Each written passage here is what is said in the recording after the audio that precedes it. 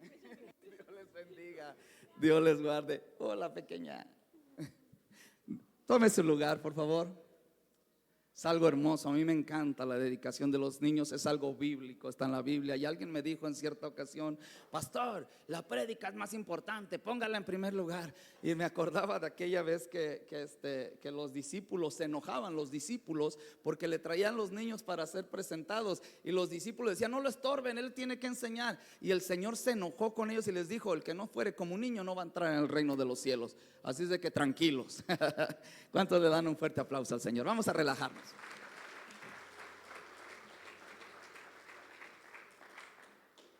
¿Por qué no abrimos la Biblia en el libro de Segunda de Reyes, capítulo 6, versículo 1? Y vamos a leer hasta el 7. Acá está enfrente, si usted quiere leer enfrente, puede leerlo enfrente. Si usted no trae su Biblia, pues léalo enfrente. Pero mi recomendación es que usted haga lo posible, ahorre o lo que sea para que compre esta palabra de Dios. ¿Cuántos dicen amén? Segunda de Reyes 6:1 dice: los hijos de los profetas dijeron a Eliseo: he aquí el lugar en que moramos contigo nos es estrecho, ya no cabemos. Versículo 2: vamos ahora al Jordán y tomemos de ahí cada uno una viga y hagamos ahí lugar en que habitemos. Y él dijo: vayan, andad. Versículo 3: y dijo uno: te rogamos que vengas con tus siervos. Y él respondió: ok, pues yo también voy a ir. Versículo 4: se fue pues con ellos, y cuando llegaron al Jordán cortaron la madera. Versículo 5 dice: aconteció que mientras uno derribaba un árbol, se le cayó el hacha en el agua y gritó diciendo: ay, Señor mío, era prestada. Versículo 6: y el varón de Dios preguntó: ¿dónde cayó?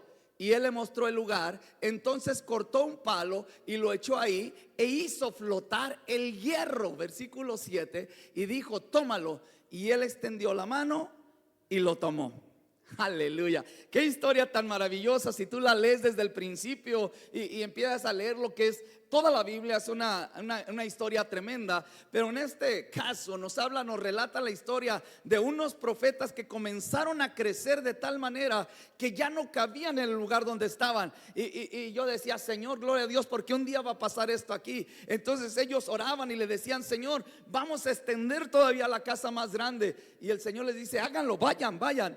Pero hay una declaración que hacen los profetas y le dicen: no vamos a ir solos, queremos que tú siempre estés con nosotros. ¿Cuántos dicen gloria a Dios? Hay iglesias, hay lugares donde han crecido, donde se han multiplicado, y como que al último dejan al Señor de un lado, dejan la presencia de Dios a un lado y ya no buscan la presencia de Dios. Pero estos profetas decían: si vamos a crecer, queremos que tú también vayas con nosotros. Y cuando fueron al río Jordán, a Clara, dice que mientras de que estaban cortando un árbol, uno de ellos se le cae el hacha. Y el hacha era un material, ustedes aquí en Sonora la conocen de maravilla. Hoy traje hachas. Y es algo parecido a esto. Quise encontrar otra más buena, pero es la única que tenía. Y ellos llevaron su hacha y comenzaron a cortar árboles, pero a uno de ellos se le cae el hacha en el río. Y se preocupa tanto porque esa hacha era prestada. Bueno, vamos a mirar la historia. ¿Por qué se preocupaba ese profeta, hijo de los profetas? Porque se había caído su hacha en el agua. Él decía: era prestada. Y dice la Biblia que literalmente Eliseo corta un palo, lo echa en el agua y el hacha comienza a flotar arriba del agua. Algo totalmente milagroso. O sea, como un hacha, algo de fierro, va a flotar en el agua. Bueno, sucedió. Si la Biblia lo dice, yo lo creo. ¿Cuántos lo creen? ¿Por qué? Porque la Biblia lo dice, así de fácil. No vamos a meternos en física, ni en química, ni mucho menos, sino que esto va en contra de todas las leyes de la gravedad, de la física, de lo que tú quieras. El hacha, que era de hierro, comienza a flotar en el agua.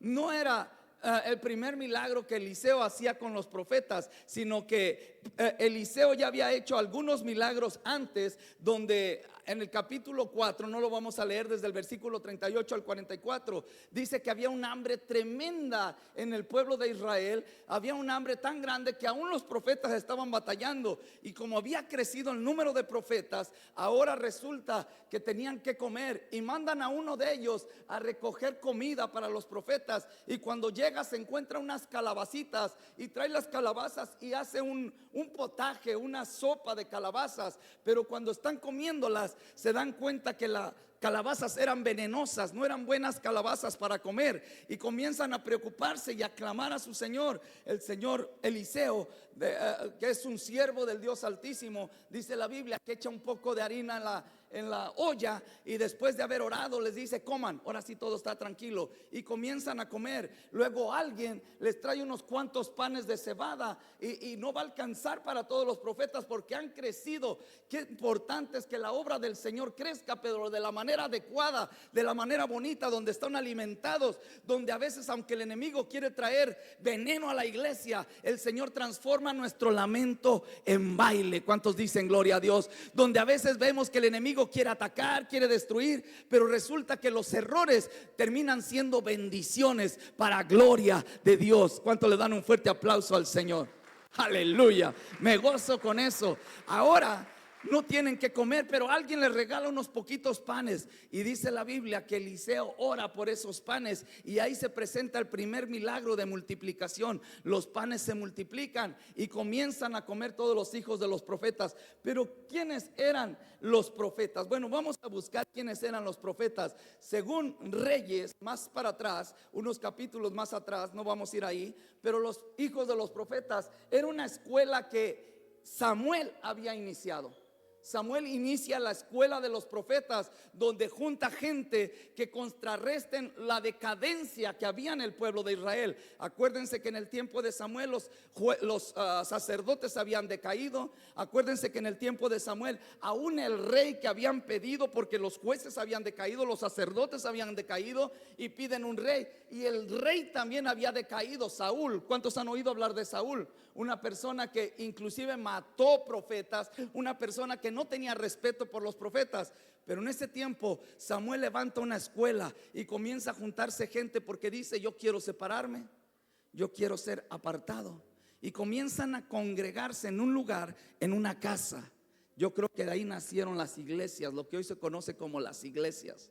Estoy imaginándomelo yo. ¿Para qué iban ahí? Para estudiar, para aprender sobre profecía, cómo aprender a ser profetas. De ahí nacieron profetas como Isaías, como Jeremías, como Ageo, como diferentes profetas nacieron en estas escuelas donde Samuel la inicia.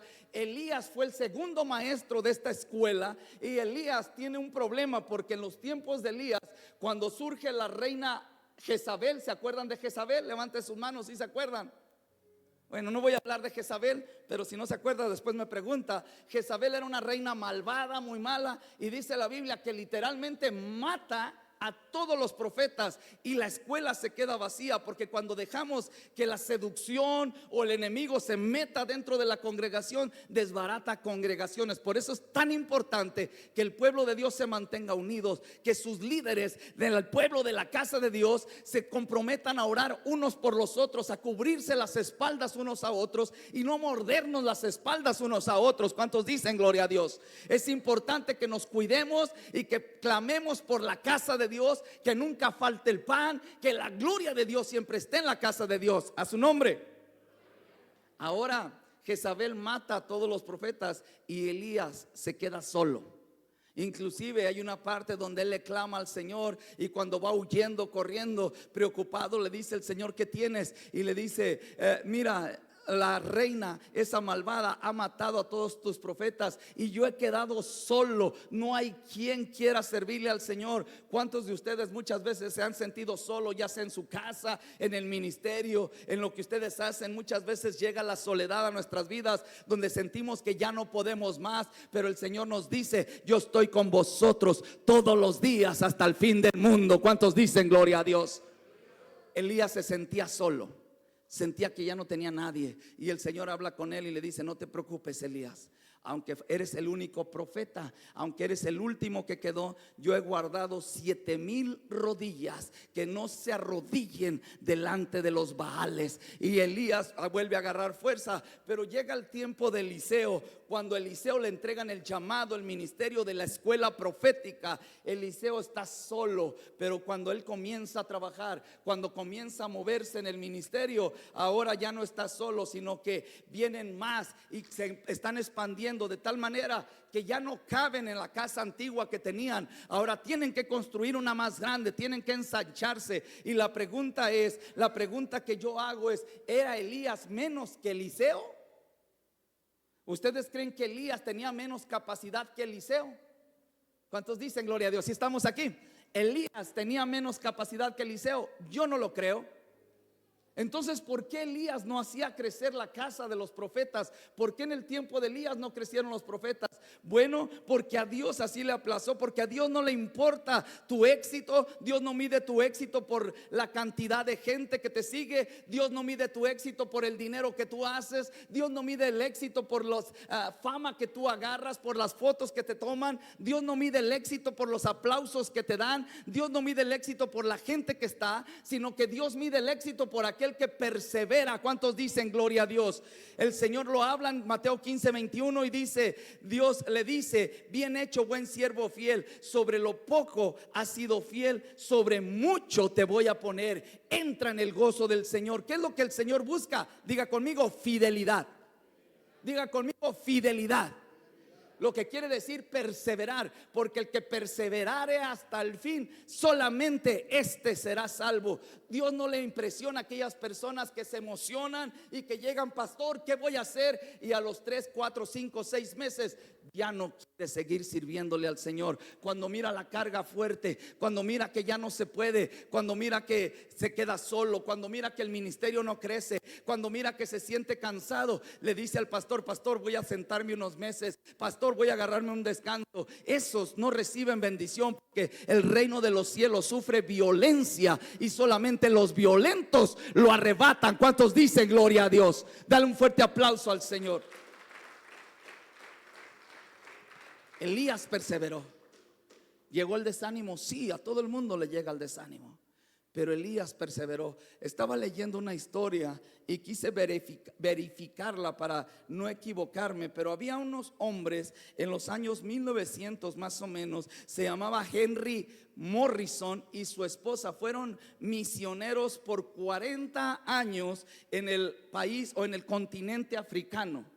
40 años en el continente africano, en el 1900 y algo.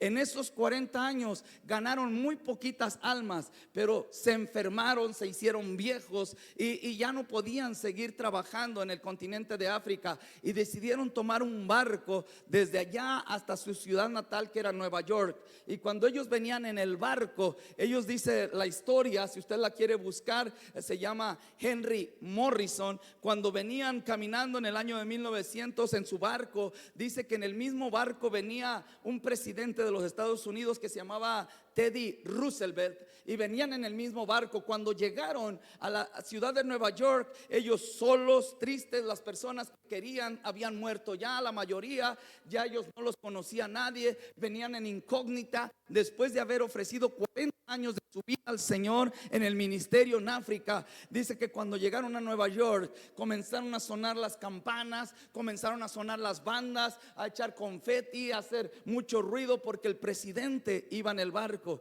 Y cuando bajó el presidente, a ellos los dejaron hasta el último. Cuando bajaron ellos, nadie, ni una sola alma los recibió. Nadie les aplaudió.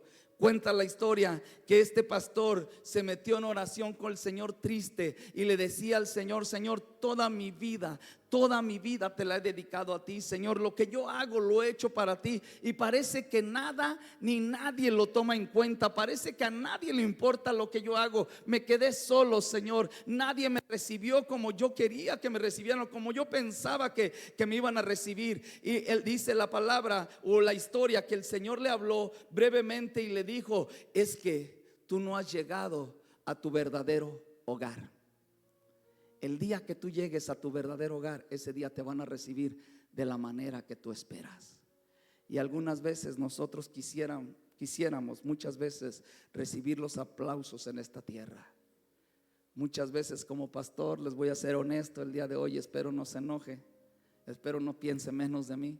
Como pastor muchas veces me he desanimado a servirle al Señor porque le he dicho: Señor, es mucho esfuerzo y a veces la gente no quiere, a veces no quieren. Algunas veces lo he dicho, algunas veces lo he pensado: Señor, no tiene chiste seguir haciendo esto o aquello si la gente no quiere. Pero cuando a veces tientes a punto de desanimarte, de cansarte, acuérdate de algo: el que persevera hasta el fin, este será salvo. ¿Cuántos dicen gloria a Dios? El que persevera hasta el fin, este alcanza victoria. Solamente el que persevera hasta el fin, este es el que alcanza victoria. Había un problema aquí, un problema muy grande, regresando a nuestra historia de Eliseo y de los profetas. Ellos habían recibido prestado un hacha, porque no tenían hacha. Estaba la casa, estaba el terreno, estaba el lugar. Se dice que ellos estaban en Jericó, ahí es donde estaba la casa, pero ahora querían hacerla más grande y los árboles estaban a un lado del río Jordán. Entonces van a cortar árboles que no eran tan grandes. Los árboles del río Jordán, los que han mirado en Google, si alguien ha ido, se dice que son chaparritos, no son tan grandes. Pues la casa que ellos pensaban fincar no iba a ser una casa muy ostentosa, sino iba a ser una casa pues normal, una casa más grande donde cupieran solamente. Pero como eran humildes, que un siervo de Dios nunca debe de perder esa humildad. Un hijo de Dios, un siervo de Dios, llámese profeta, llámese apóstol, llámese evangelista, llámese pastor, llámese diácono, llámese como se llame, músico, lo que sea, nunca debe de perder su humildad. Esa es su herramienta más importante delante de Dios. Un corazón contrito y humilde no lo va a rechazar el Señor. ¿Cuántos dicen gloria a Dios? Eso es lo que menos puedes perder. Hay dos cosas que yo aconsejo a los ministros cuando van a servirle al Señor. Número uno, tu testimonio, guárdalo delante del Señor. Estoy hablando carnalmente. Tu testimonio, guárdalo delante del Señor. Y número dos, nunca pierdas el piso. Nunca pierdas el piso. Hay personas que cuando se les da un llamado a servirle al Señor, sienten que ya la tierra les queda chiquita, sienten que ellos ya andan volando en los aires. Y decía un pastor, y me acuerdo de ese dicho que él decía: se sienta en la última Coca-Cola del desierto. Pero lo que Dios busca no es la última Coca-Cola, lo que Dios busca es un corazón contrito y humillado. Diga conmigo: yo necesito tener un corazón humilde delante de Dios. Si yo aprendo a tener un corazón humilde, Dios me va a mirar. Si no aprendo a tener un corazón humilde, Dios no me va a mirar. Pero ellos buscaron esa hacha, necesitaban esa herramienta para poder hacer el trabajo al cual Dios los había mandado. Y tener un hacha en esos tiempos era algo difícil. Los dueños de todo lo que era metal eran los filisteos. Si había que hacer una espada, si había que hacer una herramienta, tenían que ir hasta donde los filisteos. Y si los filisteos lo permitían, lo hacían. Si los filisteos no lo permitían, no lo hacían. Era muy caro tener un hacha. Y ese profeta logró que alguien le prestara algo caro y poderlo usar. Y cuando él lo tenía eso caro, eso que a alguien más le había costado muchísimo, y con mucho precaución, con mucho, imagínate, alguien te pide algo que a ti te costó mucho, tú le vas a decir: mira, sí te la voy a prestar, pero por favor cuídala como no tienes una idea, cuídala como a tu vida, porque yo la necesito. ¿Qué vas a hacer? Pues cuidarla con mucho cuidado, vas a tener cuidado de ella. Pero cuando están trabajando, cortando árboles, contando árboles, de repente se va el hacha para abajo, y ahí nace el problema. Ahí está el problema. Ahora el hacha ya no está. Ahora quedan con una deuda. Todavía no terminan la casa, todavía no terminan lo que iban a hacer, y el hacha ya no estaba. Ahora, ¿qué iban a hacer? ¿Qué es lo que tocaba? Lo único que tocaba era hablarle a aquel señor que le habían dicho: no te vas a quedar, si no vas a estar con nosotros. Y resulta que le hablan y le grita y clama delante de él y le empieza a decir: necesito que me ayudes, necesito que estés aquí. A mí me llama la atención algo importante. Ese siervo supo a quién clamarle. Ese profeta supo a quién clamarle, sabía que el que podía ayudarle estaba ahí, y va con él y le dice: necesito ayuda. Él no fue quejándose y diciéndole a su siervo: mira, yo estaba haciendo la obra del Señor y yo quería agrandar la casa, y aunque le servía al Señor, aún así perdí el hacha. Yo no estaba haciendo lo que el Señor quería, yo estaba haciendo lo que el Señor quería y aún así perdí lo que yo quería. Sino que él fue con quien le podía ayudar, y él entregó su necesidad delante del que lo podía ayudar, y le clamó al que le podía ayudar, y él confió en el que le podía ayudar. ¿Cuántos dicen gloria a Dios? ¿No te has quejado tú alguna vez? Hago la pregunta: Señor, mira, yo he estado en la iglesia, yo te he servido toda la vida, ¿por qué me va mal? Señor, si yo he sido tu siervo todo el tiempo y me he portado bien, ¿por qué se enfermó mi hijo? ¿Por qué me enfermé yo? ¿Por qué se enfermó ¿Por qué? Y comenzamos a hacer una serie de preguntas del por qué, por qué, por qué, en vez de solamente clamar al Señor. ¿Sabes qué es clamar? ¿Alguien tiene una noción de lo que es clamar? Clamar es gritar desesperadamente por ayuda. Clamar es gritar desesperadamente. Y me viene a la memoria aquel hombre que estaba ciego y no podía ver, pero cuando oyó, no veía, pero sí oía muy bien. Y cuando oyó que Jesús estaba pasando por ahí, comienza a clamar, dice la Biblia, gritando desesperadamente: Jesús, hijo de David, ten misericordia de mí. Y lo trataban de callar, pero él tenía una necesidad. Aunque los discípulos le decían: cállate, aunque la gente le decía: cállate, él tenía que seguir clamando porque había una necesidad. Él necesitaba vista. ¿Cuántos dicen gloria a Dios? Segunda de Timoteo capítulo 1 versículo 12 dice, por favor, quiero que lo leamos todos. Segunda de Timoteo 1:12 dice: por lo cual asimismo padezco esto, pero no me avergüenzo, porque yo sé en quién he creído y estoy seguro que poderoso es para guardar mi depósito para aquel día. Claro que sufrimos, claro que padecemos, dice Pablo, pero no me avergüenzo de padecer. Hay quienes, honestamente, déjame hablar el día de hoy con confianza. Podemos, estamos en familia. Mi hija atravesó por una crisis de salud tremenda. Ustedes ya lo saben, la mayoría lo saben. Mi esposa atravesó por una crisis de enfermedad también muy fuerte también. Y hubo quienes en redes sociales hablaron y dijeron: es que están en pecado, es que andan mal, es que ustedes se lo merecen porque han hecho esto. Y honestamente, la gente a veces es muy dura. Y a veces uno tiene que leerlo y solamente comérselo, tragárselo y llevarlo para allá. Pero Pablo decía: ¿sabes qué? Yo padezco. Pablo está hablando. ¿Sabes quién era Pablo?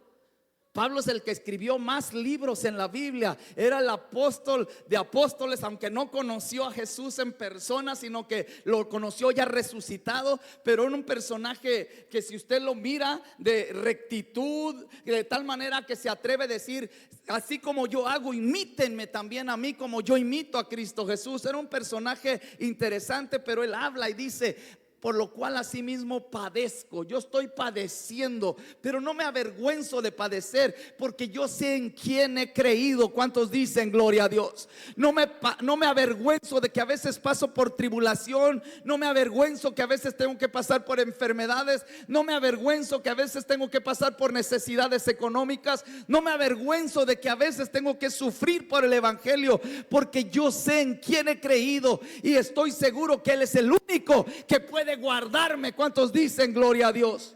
A su nombre. Salmos 46 versículo 1 dice: Dios es nuestro amparo y nuestra fortaleza, nuestro pronto auxilio en nuestras, di conmigo, mis tribulaciones.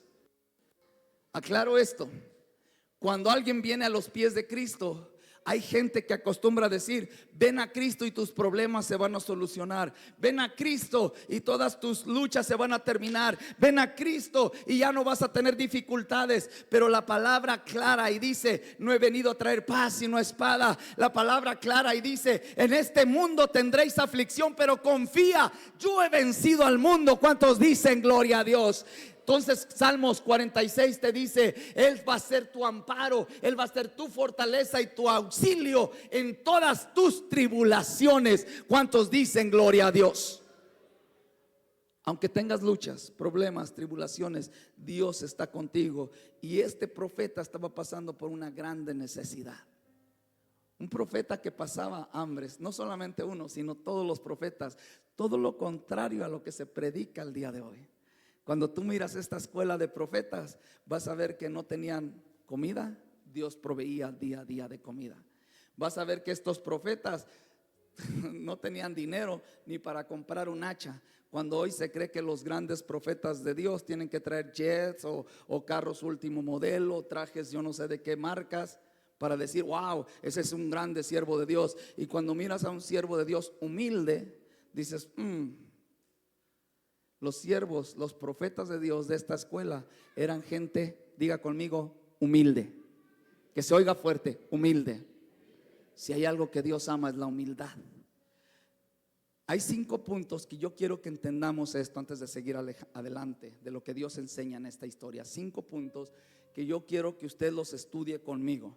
Número 1, hay gente que pierde cosas que no valora hasta que las pierde. Lo vuelvo a decir: hay gente que pierde cosas que no valora hasta que las pierde. Hay quien perdió la paz, el gozo, algo que no valoraba mientras de que estaba en la iglesia. Era tan común el gozo, la paz, que cuando se alejó empezó a entender que perdió ese gozo, perdió esa paz. Hay quienes perdieron la salud, que no la valoraba, le reclamaba a Dios porque no tenía un buen carro, una buena casa, pero nunca le dio gracias a Dios por la salud que Dios le dio, hasta el día que perdió la salud. Ese día valoró tanto la salud que usted dice: daría todo lo que tengo por volver a ser una persona sana una vez más. Hay gente que no valora lo que tiene hasta que lo pierde. Puedes entender en esta historia: pierdes la comunión con Dios, pierdes el fuego espiritual, pierdes la sensibilidad, pierdes la pasión por servir, pierdes la honra por lo sagrado. Y solo cuando ya no lo tienes te acuerdas: Señor, era prestado.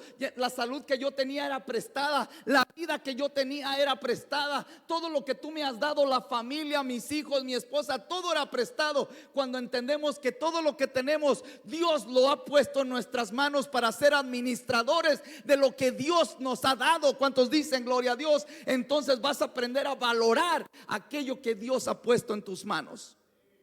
En primer lugar, tienes que entender a valorar, tienes que aprender a valorar lo que Dios ha puesto en tus manos. Paso número 2 que yo quiero que entendamos en esto: lo que Dios te dio no es para descuidarlo. Lo que Dios puso en tus manos no es para que lo descuides, es para que lo cuides con temor y temblor.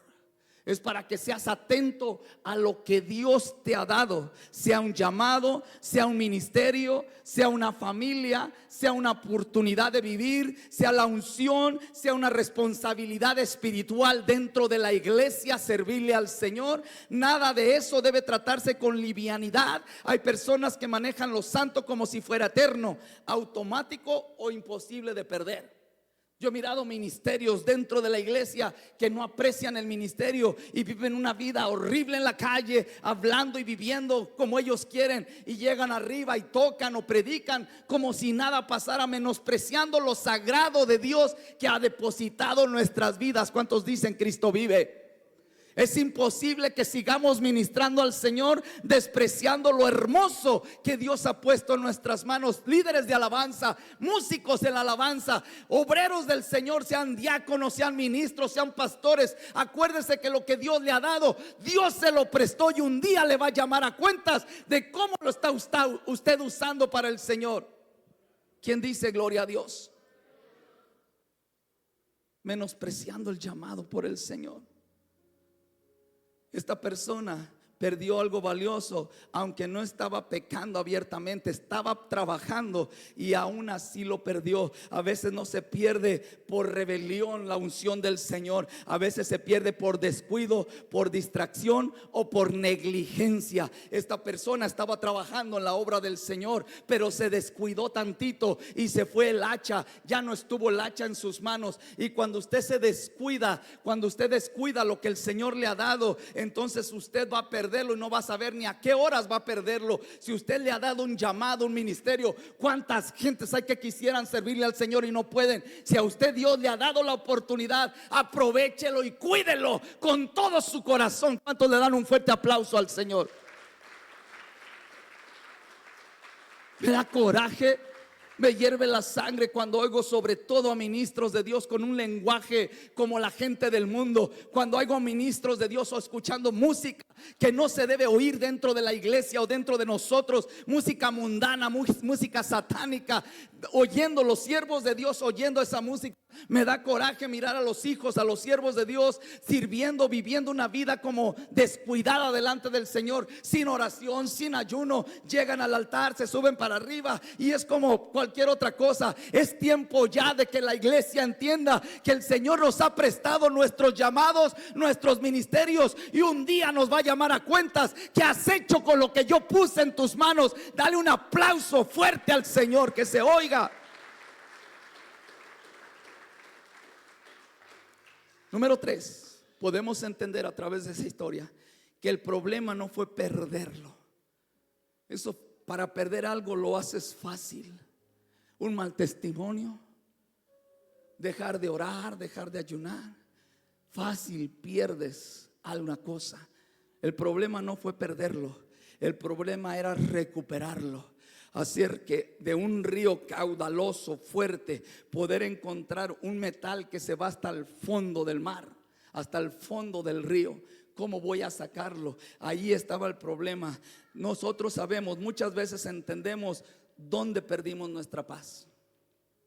El día que decidí tomarme una copita, el día que decidí voy a faltar a la iglesia, el día que decidí voy a mirar un video pornográfico, el día que decidí voy a mandarle mensaje a esa otra personita que no es mi esposo o mi esposa, el día que decidí tomar una mala decisión que me llevó a perder la paz.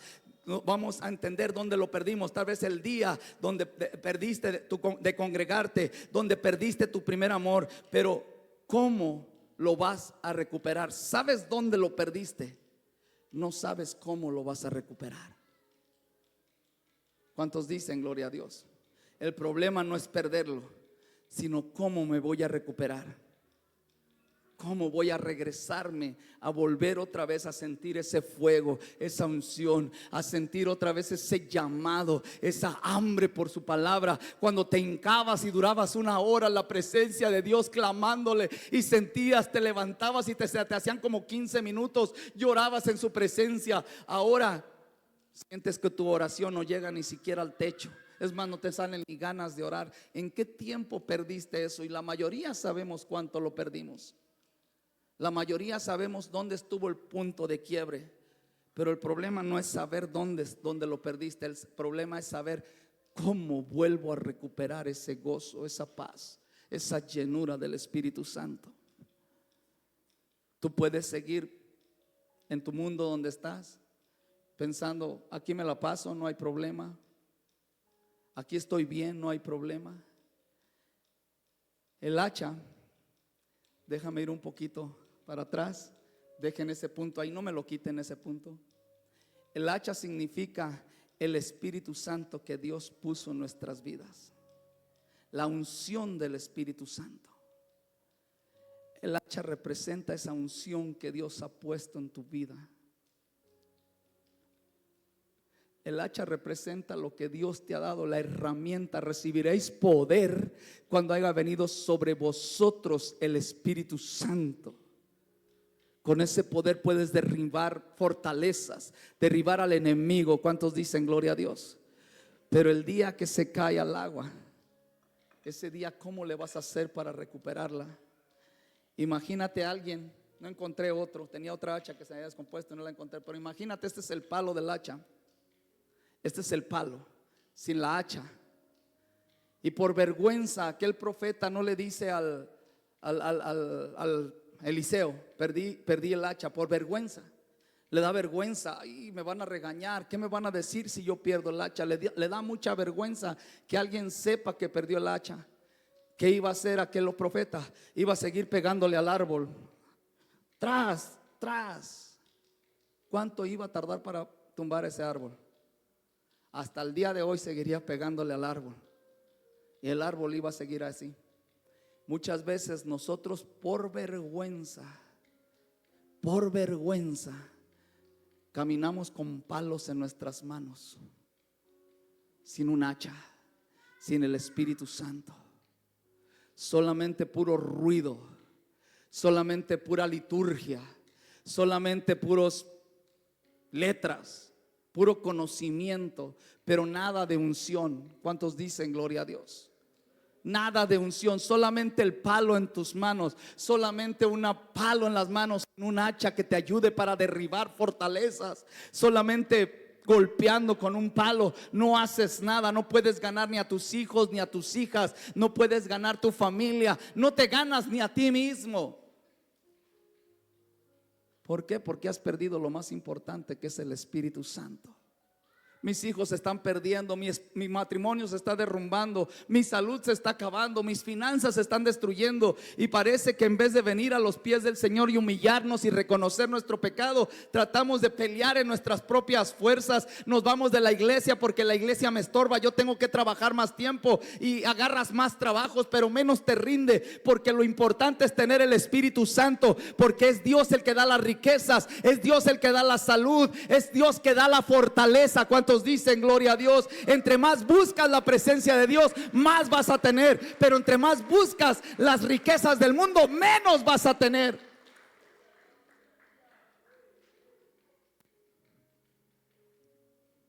Solamente un palo. Y el profeta le dice, después de que él entiende, tengo que clamar. Tengo que clamar porque no era mío. Si entendemos el no era mío, vas a entender algo bien importante.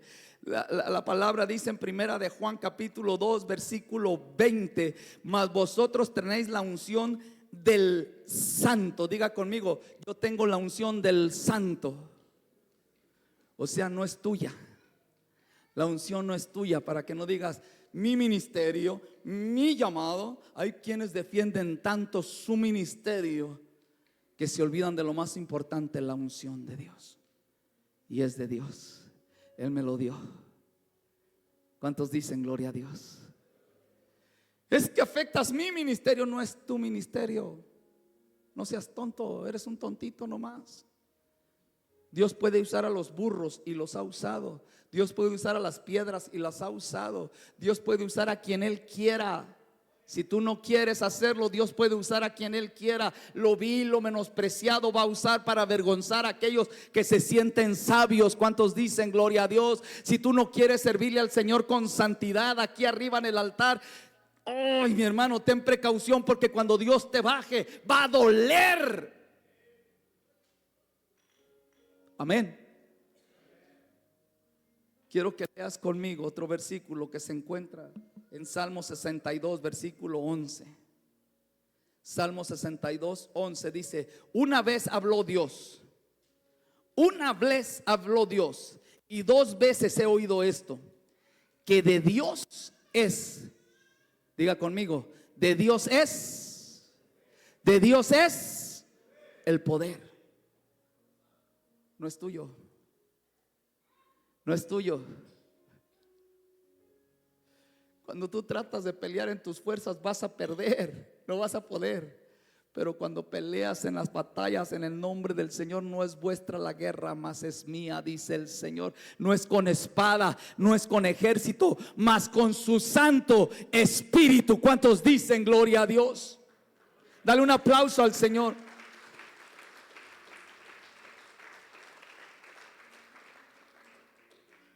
¿Cómo vamos a estar peleando con esto? ¿Cómo vas a pelear con esto? No hay manera de que tú puedas hacer nada. Lo primero que hace el profeta, agarra un palo, y sé que lo corta, pero yo quiero usar esto como referencia. Y dice la Biblia, ¿qué hizo el profeta? ¿Qué hizo con el palo?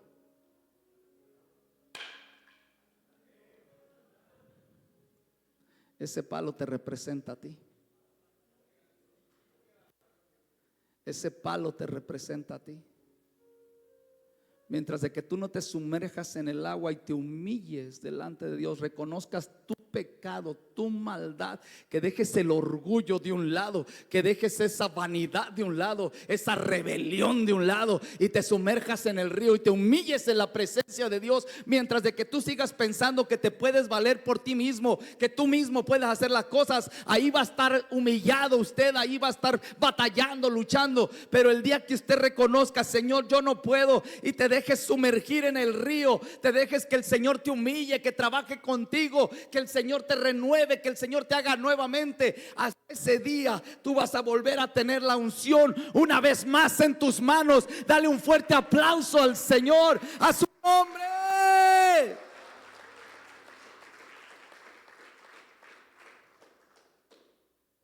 Eso que todo el mundo pensaba muerto, ¿cuándo va a poder predicar otra vez? Sí, mira cómo cayó.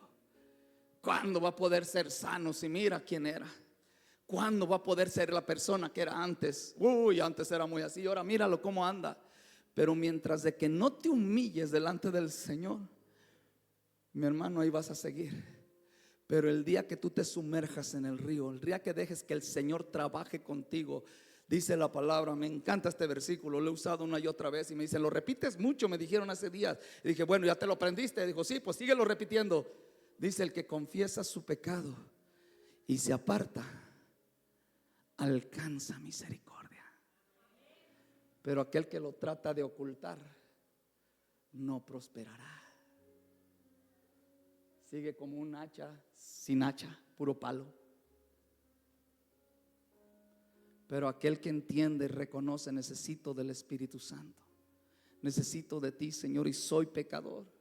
Reconozco que soy pecador, fallé delante de ti, aún tocando, aún predicando, aún siendo el grande siervo de Dios, he fallado. Y nos humillamos delante de Dios, reconociendo nuestro pecado, reconociendo nuestra necesidad por Dios. Ese día vamos a regresar a la oración, a la palabra de Dios, a la obediencia a la palabra de Dios.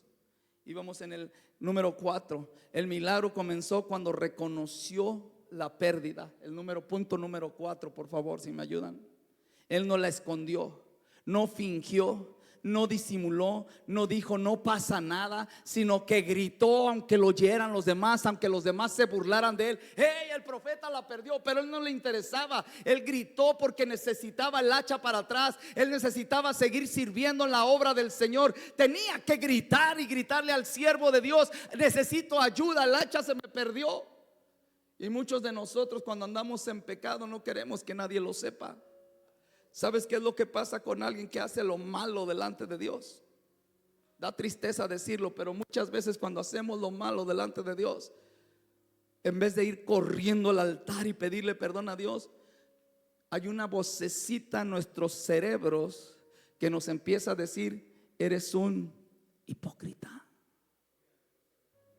¿Y sabes qué es lo que hacemos cuando fallamos delante de Dios? Siervos de Dios, pensamos que somos infalibles. No somos. Somos pecadores. ¿Y sabes qué es lo que debemos hacer? Correr al altar. No hacerle caso a esa vocecita que te habla, hipócrita.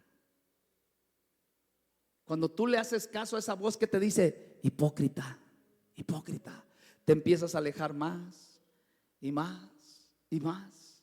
Ya no oras, no porque no quieras orar, porque tú todavía necesitas, anhelas ese gozo, anhelas la presencia de Dios, pero ahora ya no oras porque te sientes mal, te sientes ridículo, te sientes hipócrita delante de Dios, y comienzas a hacerle caso a esa vocecita y comienzas a alejarte más y más y más de esa hacha, y comienzas a pegar más con tu propio palo, y no entiendes que necesitas el poder de Dios, necesitas gritar, clamar, necesito. No la escondas, no finjas, no disimules, no digas no pasa nada, no seas un disimulado. Entiende que necesitamos la presencia de Dios. ¿Cuántos dicen gloria a Dios? Dale un aplauso al Señor.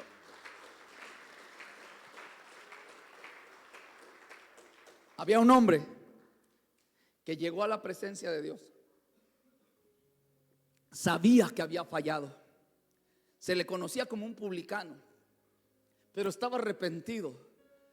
Y él le daba vergüenza, pero se agachó y se hincó, y sus palabras eran: yo soy pecador, sé propicio a mí, Señor, ten misericordia de mí, Señor, soy pecador. Y lo hablaba tan fuerte que los demás lo oían, aunque él estaba agachado. Decía: sé propicio a mí, pecador. No tenía ni siquiera la capacidad de levantar su cara, sino que él se sentía avergonzado por el pecado que había cometido. Y qué bonito es cuando la persona tiene vergüenza por haber pecado, pero qué terrible es cuando los cristianos ni vergüenza tenemos de pecar para el mundo, y aún lo publicamos en nuestras redes sociales. Bien a gusto aquí en la fiesta, bien a gusto aquí echándome una chela, bien a gusto aquí haciendo lo malo delante de Dios. En vez de que nos diera vergüenza, a veces lo publicamos como un orgullo, cuando debería ser algo vergonzoso. Necesito tu presencia. ¿Cuántos dicen gloria a Dios? Necesito tu presencia, Señor. No disimules, no finjas. Grita, grita, grita. Muchos no son restaurados porque quieren aparentar.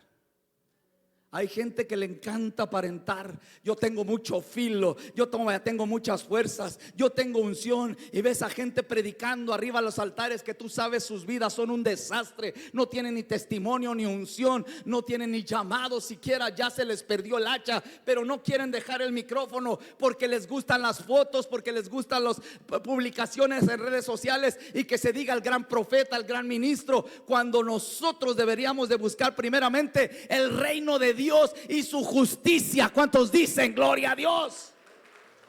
¿Qué aprovechar el hombre si granjeare todo el mundo y perdiere su alma? ¿De qué aprovechara si a mí me aplaudieran, si yo saliera en las redes sociales y fuera famoso, pero pierdo mi alma? Para mí es más importante tener la unción del Espíritu Santo que los aplausos, que las fotos, que las publicaciones.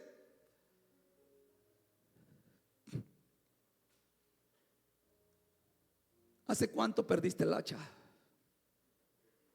Número 5, cosa número 5 que puedes aprender de esta historia es que Dios puede hacer flotar lo que ya se hundió.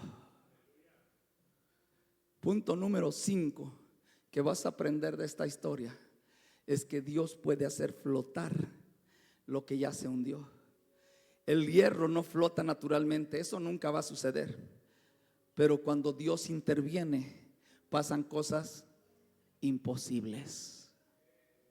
Tal vez piensas: ya perdí mi matrimonio. Tal vez piensas: ya perdí mi salud. Tal vez piensas: ya perdí mi gozo. Tal vez piensas: ya perdí mi llamado, mi ministerio. Tal vez piensas: el Señor ya no puede tener misericordia de mí. Pero cuando te humillas y clamas al Señor, ese llamado, ese matrimonio, ese gozo, esa paz va a volver a flotar, como lo dice la palabra del Señor, no como lo digo yo. Que esto es lo que enseña la palabra de Dios, que después de que Dios restaura lo que humanamente parece imposible, el gozo perdido vuelve a prenderse una vez, la pasión apagada vuelve a encenderse una vez más, la autoridad espiritual dañada vuelve a ser restaurada en el nombre de Jesús. La sensibilidad que una vez estaba endurecida, una vez vuelves a ser sensible en la presencia de Dios. El deseo de servirle al Señor, donde parece que ya no hay deseos, vuelve otra vez a encenderse ese deseo de buscar su presencia, de oír su palabra. Solamente cuando nos humillamos delante de Dios.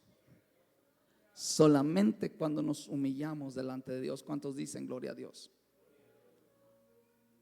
En Hechos capítulo 1 versículo 15, no lo busque, pero se menciona que había 120 que estaban en el gran aposento esperando ser llenos del Espíritu Santo. ¿Cuántos? 120. Pero si usted investiga la Biblia, no lo busque ahorita, pero si quiere apúntelo, en 1 Corintios capítulo 15, 6 se dice que 500 personas, 1 Corintios 15, 6, si lo pones enfrente, hermano, pónselos para que no digan que estoy echando mentiras. 500 personas estaban cuando Jesús ascendió al cielo. 500 personas oyeron el mandamiento: no se vayan de Jerusalén hasta que sean llenos del Espíritu Santo. ¿Cuántas personas? 500. ¿Cuántos perseveraron? 120, ni siquiera la mitad. La promesa se le dio a 500, pero 120 solamente recibieron la promesa. ¿De cuáles serás tú?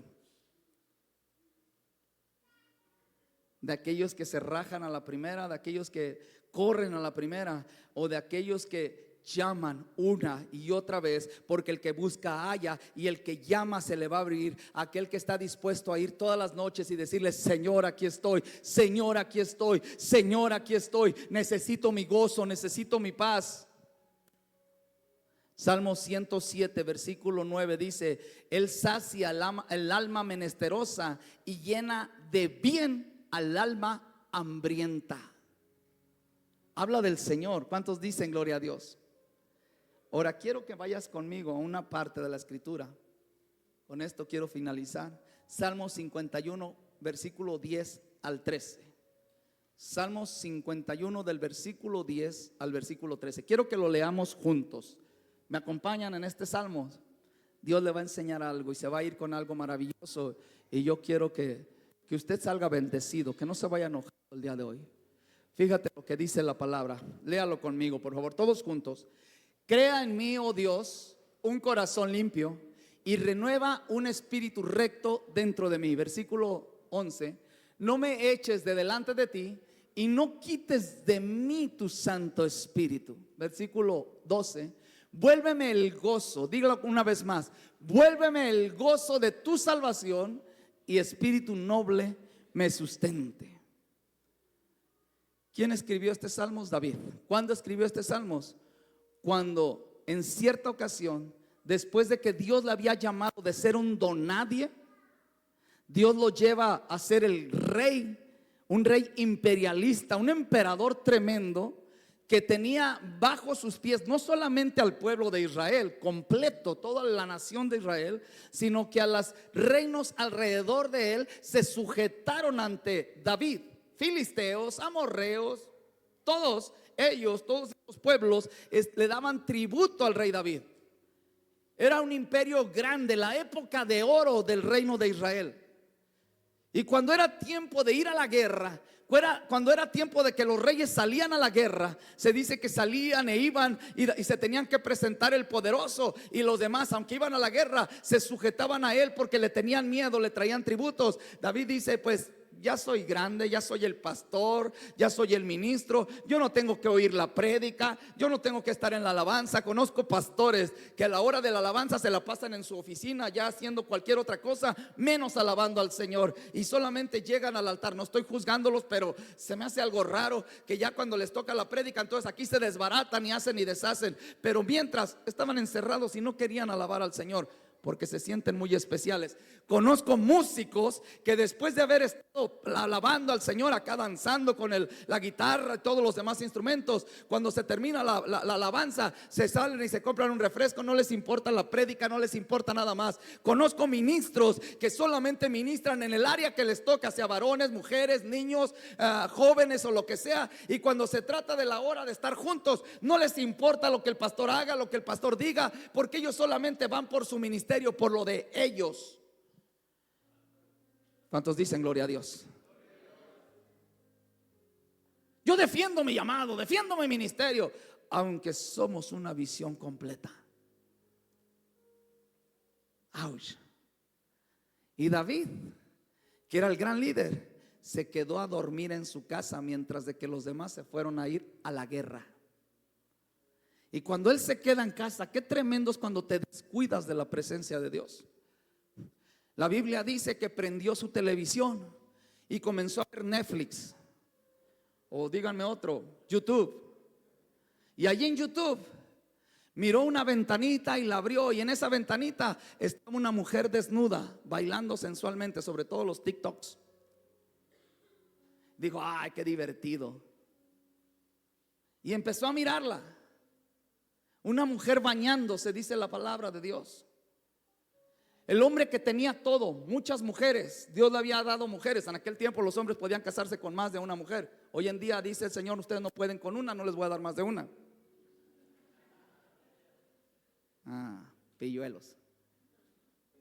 Y resulta que teniendo las mujeres que Dios le había dado, las riquezas que Dios le había dado, el reinado que Dios le había dado, la autoridad que Dios le había dado, él comienza a desear algo que Dios no le había dado. Por eso me da tanto coraje cuando llegan los nuevos teólogos cristianos jóvenes. Pastor, ¿es malo tomar una cerveza? ¿Dónde dice? Pastor, ¿es malo oír música del mundo? ¿Dónde dice? Oye, mi hijo, Dios te dio tantas cosas buenas, ¿por qué anhelas lo que el mundo te da? ¿Será porque estás mirando al mundo y tienes tanto deseo del mundo que has llenado tu corazón? Porque de la abundancia del corazón habla la boca. ¿Cuántos dicen gloria a Dios? Porque si buscaras las cosas de Dios, si buscaras tu presencia, si buscaras el agradar a Dios, ni siquiera pensarías en será bueno, será malo. Lo único que anhelarías sería buscar el rostro y la presencia de Dios. ¿Cuántos le dan un aplauso al Señor?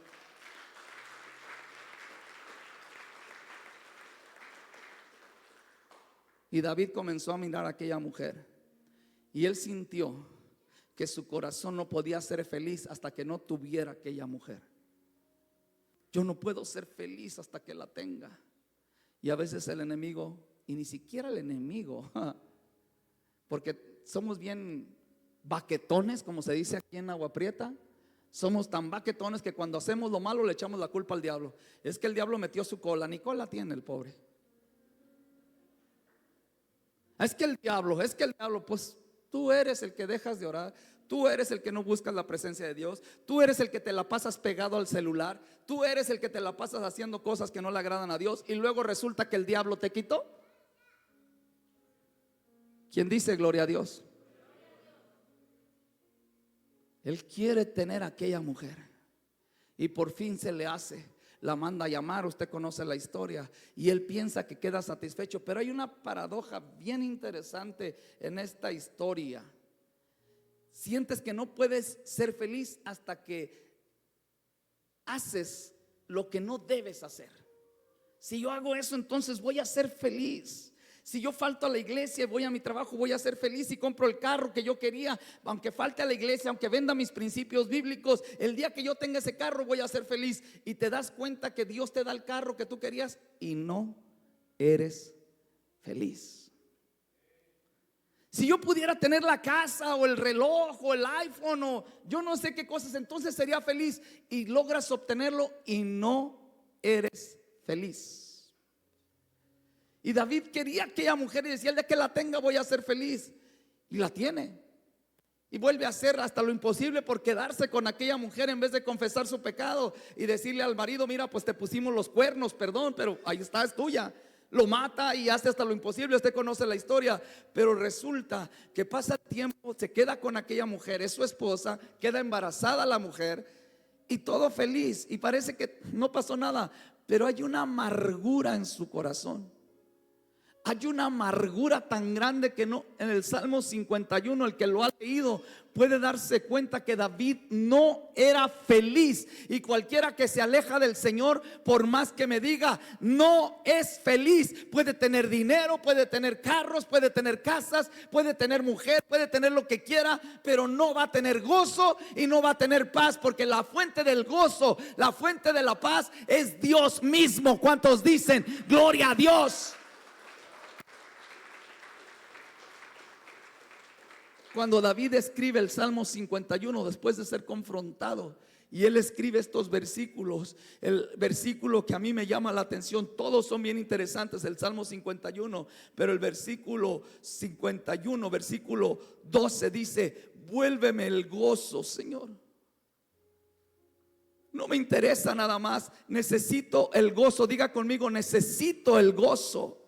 Repítalo conmigo: necesito el gozo.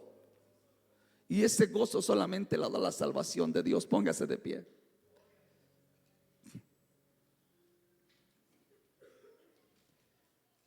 Versículo 13. Quiero que prenda algo ahí, porque hay un secreto bien especial en el versículo 13. Léalo conmigo, por favor. Lo leemos juntos. Me ayuda con el versículo 13. Entonces enseñaré a los transgresores tus caminos y los pecadores se convertirán. ¿Hasta cuándo? Hasta cuando el Señor te vuelve el gozo, te restaura. Antes de ahí los pecadores siguen siendo pecadores. Antes de ahí los transgresores no se van a convertir. Lo que quiere decir que si en tu casa estás batallando con tu esposa, tu esposo, tus hijos, es porque tal vez tú no le has pedido al Señor: vuélveme el poder del Espíritu, el gozo de tu Espíritu.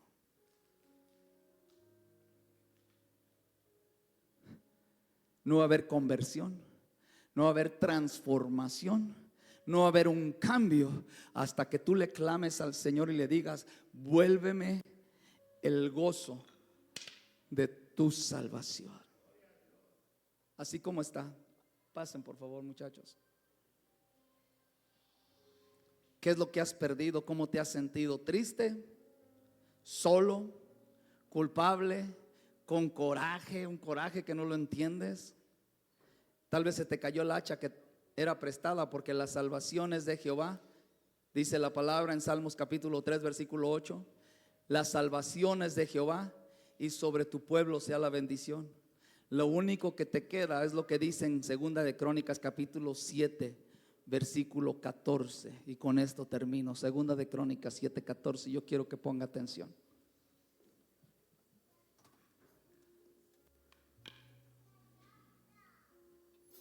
Si hubiere pecado mi pueblo, dice los versículos anteriores, si hubiere hecho lo malo, entonces yo cerraré los cielos, entonces yo mandaré plagas. Y habla de una maldición por haberse apartado, por no haber buscado la presencia de Dios, por haberse alejado, por haber perdido el hacha. Va a haber una maldición tremenda sobre ti, sobre tu casa. Léalo antes de ahí.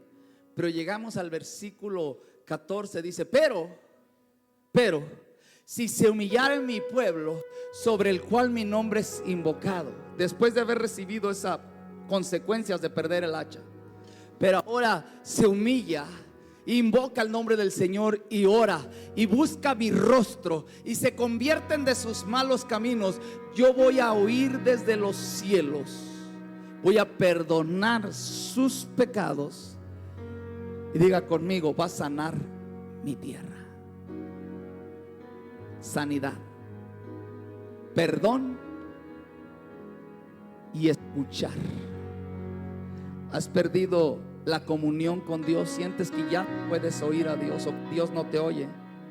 Dice: si tú te humillas y te arrepientes y te conviertes de tus malos caminos, vas a saber que otra vez yo te voy a oír. Número 1, yo te voy a oír de nuevo. Número 2, yo voy a perdonar tus pecados. Y número 3, voy a sanar. Voy a sanar. ¿Por qué no cierras tus ojos? Un momentito solamente, perdón por el tiempo.